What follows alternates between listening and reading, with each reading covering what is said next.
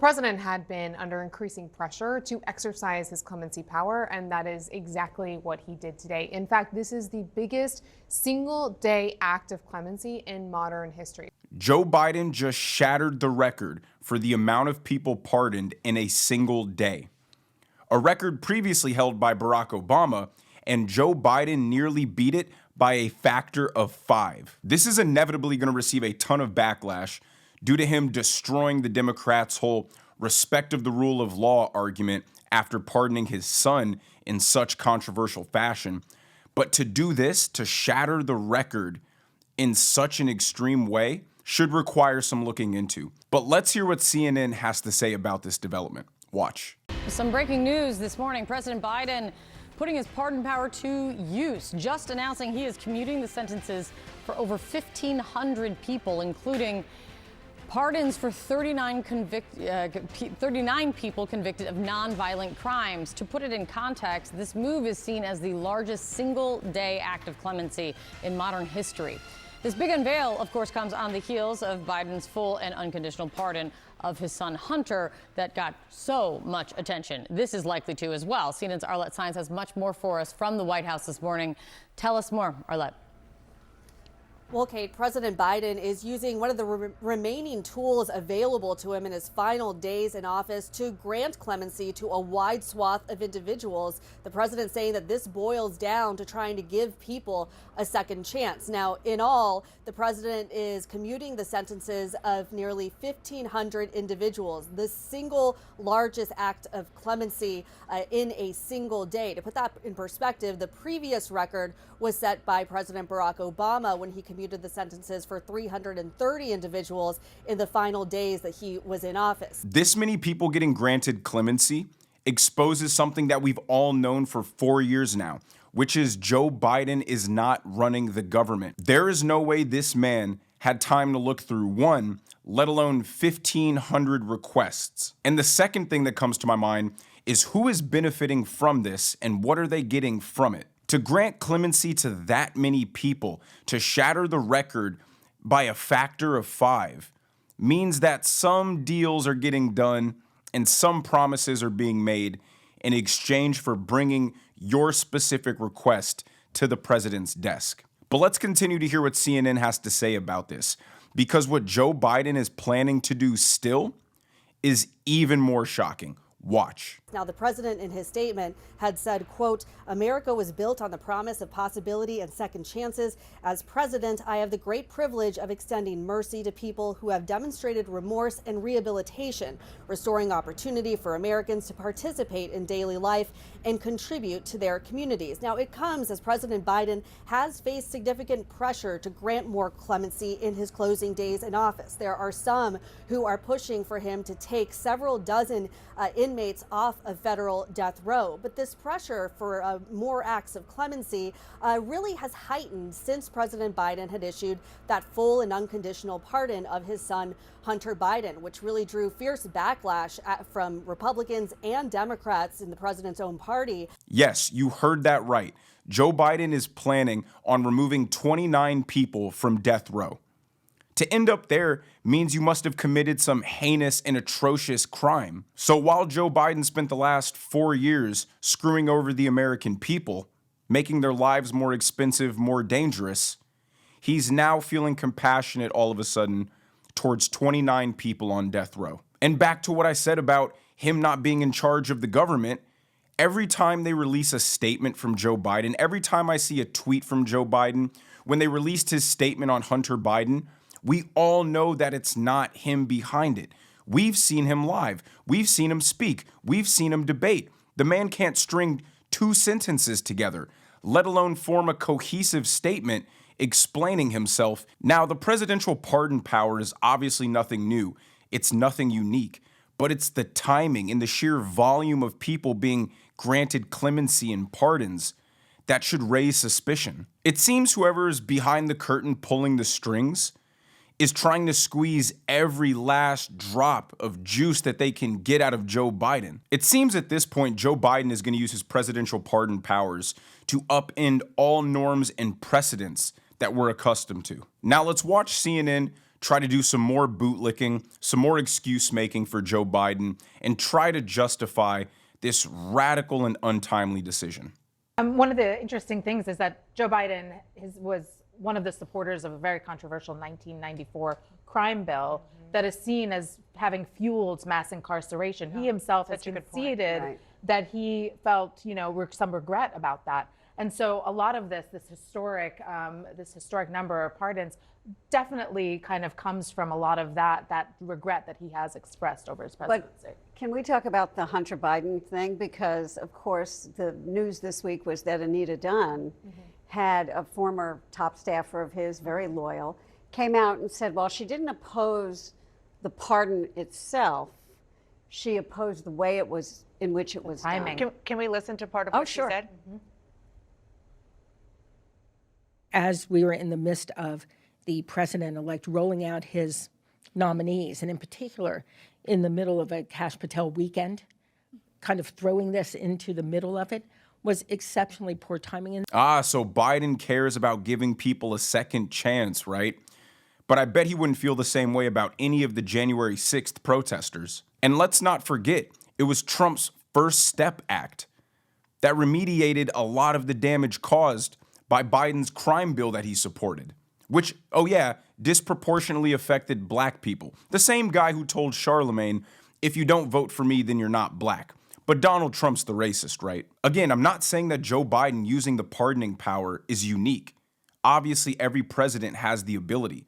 But the timing, the perception, and the optics, those matter. Those things are important. It's strange that you would grant clemency to such a large number of people shortly after you received ton of public backlash from both parties for pardoning your son. Now, I'm sure you're wondering, what crimes were these people convicted of who were granted clemency and pardons? Well, lucky for you, a reporter asked Biden's White House press secretary, Karine Jean-Pierre, that exact question. And her answer is interesting, to say the least. There were a couple recipients here, though. I mean, a judge who participated in a scheme that sent juveniles to for-profit jails, Medicare fraud, real estate fraud. I guess what I'm wondering is, was the crime that was committed also part of the criteria here? Or was it the mere fact where if you were somebody on home confinement, despite the crime you committed, but just the fact that you were on home confinement, you received a commutation? So this is definitely related to the home confinement for COVID. Let's not forget there was the CARE Act of 2020, right? This is all connected certainly to that, and those are the individuals who had home confinement, and they successfully reintegrated into their families, into their communities, and that's the group of people, that category, if you will, that we were looking at. A judge who wrongly convicted juveniles and sent them to a for-profit prison to get kickbacks was granted clemency. Yeah, it wasn't little just petty misdemeanors and small little bogus cases. Biden granted clemency to some real criminals who committed real crimes, which again begs the question, who benefited from this? Because somebody did. Now, the reporter gives a follow-up question, which is what we're all asking, which is, did Joe Biden even look at one, let alone 1,500 of these requests? And Karine Jean-Pierre goes, of course there's no answer. We know the answer. Watch. Can we say accurately that the president looked at any of these applications? What I can say is this president made this decision. This is the president that made the decision to move forward on this. What was his involvement, though? Did they present him the applications? I mean, obviously the president was presented from his team granting the clemency, right, of these approximately 1,500 Americans, and also the 39 that he pardoned. He was presented that by his team, and he made the decision. This would not have happened. We cannot forget, this would not have happened if the president didn't sign off on it, if the president didn't decide to move forward. And we can't forget what the president has done. Any answer other than yes is damning. I mean, basically what she said was, yeah, President Biden did swipe the pen and approve it. I mean, obviously, we know that. In my opinion, Donald Trump's DOJ needs to investigate this, but I wouldn't be surprised if Biden blanket pardons literally every single person in his administration or who he knows or who he's ever had a cup of coffee with, so Donald Trump can never get to the bottom of any of this corruption. And as the lady mentioned in the previous segment, he's receiving a lot of pressure to continue down this pardoning spree, which makes me wonder, is everybody just trying to get what they can out of being attached or associated to Joe Biden in these final weeks? Like, how many criminally involved associates do the members of the Biden administration have? So much for the party that upheld the norms, respected the Constitution, the rule of law, the decision of juries. I mean, these people are just shooting themselves in the foot. Now, earlier I made a video covering the black Trump supporters who were showing up to Chicago City Council meetings to destroy Mayor Brandon Johnson, who has vowed to not cooperate with Tom Homan in his deportation plans, while also increasing property taxes on Chicago residents to help the city pay for the illegal immigration crisis. So obviously the citizens are frustrated and livid, and you guys should check that video out if you have not seen it. But Mayor Eric Adams of New York actually sat down with Tom Homan today, and their conversation was productive. So I want to show you a little piece of that. What did you ask incoming voter czar Homan about his plans for his scope for deportation? What questions did you ask him about how far he wants to go with deportations, and what did he tell you? Well, I think that what has been reported is totally distorted from what our face-to-face, eyeball-to-eyeball conversation. His goal is the same goal I have. We cannot allow dangerous individuals to commit repeated violent acts of violence in our cities across America. I've said this before, and I'm surprised the way everyone is attempting to state this is a new coming of Eric Adams. I've stated this over and over again, long before this election, that this can't be a safe haven for violent individuals. Kudos to him for showing a shred of common sense and actual respect for the will of the people. What mayor would not want criminals to be removed from their communities at the cost of the federal government? And they keep asking him, is it just criminals they're going to be going after, or is there kind of a broad scope for all illegal immigrants?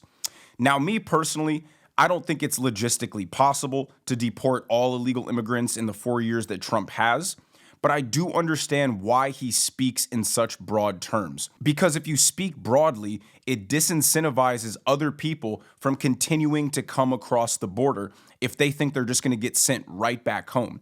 Now, realistically, he's probably just going to target criminals, just target people who have deportation orders, and then move down from there. But if you say that out loud, then someone thinks they can come across the border and they'll get put on the back of the list and they'll have 10, 15, 20 years. Hopefully the politics change by that point and they may never have to leave. It's the same way he talks about broad tariffs on people, but is likely only going to use them in very specific situations. And 99% of the tariff threats aren't even going to be implemented. They're just a negotiating tactic to get America favorable terms. Now, I'm going to be coming out with a video a little later on today about the bombshell report that just came out that confirmed that 26 FBI informants were within the crowd in January 6th, and several took part in breaking into the Capitol. But get this, none were arrested.